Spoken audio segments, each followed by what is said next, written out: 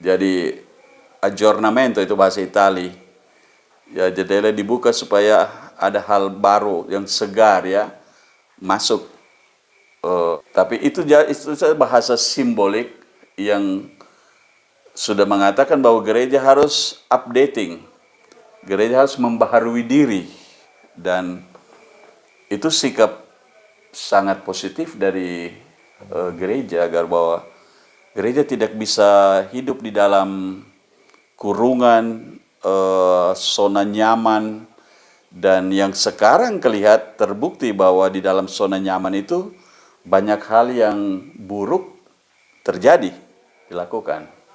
Jadi sebetulnya kita bersyukur bahwa sekarang dunia juga mengontrol gereja, mengkritik gereja. Ini persoalan-persoalan seperti pelecehan seksual dan lain-lain. Kalau gereja tidak membuka diri, riwayat atau sejarah dari keburukan, kejahatan itu mungkin berkelanjutan terus. Di Amerika ada satu film yang saya lupa judulnya, tetapi persis mengenai banyak kritik terhadap gereja Katolik. Dan orang yang menulis skenario itu dan kemudian menjadi apa istilahnya di film itu, yang membuat film itu, sutradara, dia bertanya kepada bapaknya, keluarga Katolik yang saleh sekali, apakah saya salah menulis tentang, membuat film tentang kesalahan-kesalahan, kekeliruan-kekeliruan, praktek-praktek yang tidak baik di dalam gereja. Bapaknya jawab begini, pil yang pahit itu harus diminum agar sembuh. Ini bahasa simbolik yang luar biasa menurut saya. Artinya apa? Kritik tajam itu harus kita terima supaya kita pulih, supaya kita memperbaiki diri. Ya.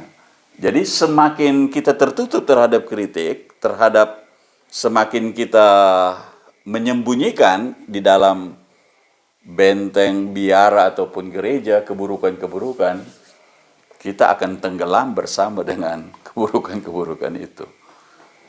Jadi keterbukaan itu ada risiko, yaitu rasa pahit itu. Dikritik, jadi miskin karena kalau jadi kasus ke pengadilan, itu kekayaan gereja habis, dan lain-lain. Tetapi itu bagian dari cara Tuhan menyembuhkan gereja. Saya yakin seperti itu. Ini bagus sekali nih. Ya, cara Tuhan menyembuhkan gereja, ya, juga dengan cara menggiring gereja pada masa-masa pahit juga. Masa-masa pahit. Nah, ini perlu dicatat untuk teman-teman yang mungkin sering mengkritik situasi sekarang, karena rupanya saya jujur baru kali ini dengar pernyataan ini, dan saya merasa ini temuan yang luar biasa yang Pater Yong ungkapkan. Allah ingin menyembuhkan gerejanya dengan cara menggiringnya juga untuk menikmati pil pahit itu. Ya. Dan jangan lupa bahwa itulah jalan salib Kristus yang memperlihat, yang Yesus sendiri melewati jalan itu. Ya, dia diludahi, dia menderita, dipukuli, ditelanjangi di hadapan publik, menderita luar biasa. Itulah jalan keselamatan. Nah, ketika gereja dihantam kiri kanan, kita tidak boleh, kita bisa menjelaskan tapi tidak boleh membela diri, tidak boleh menyembunyikan semua itu dengan selubung gelap. Kita katakan ya, dan kita bertobat.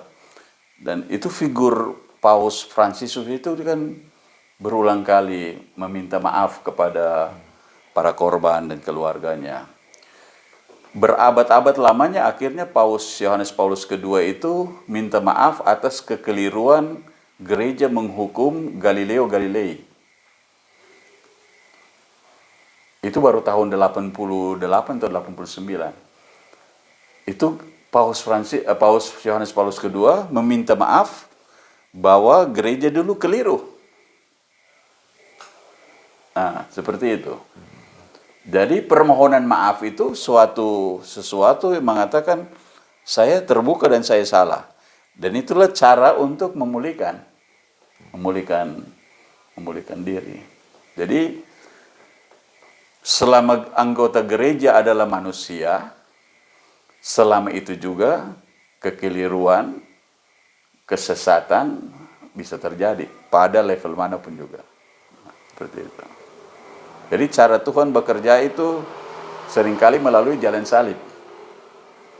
Tidak melalui jalan yang rata atau lurus-lurus saja. Begitu.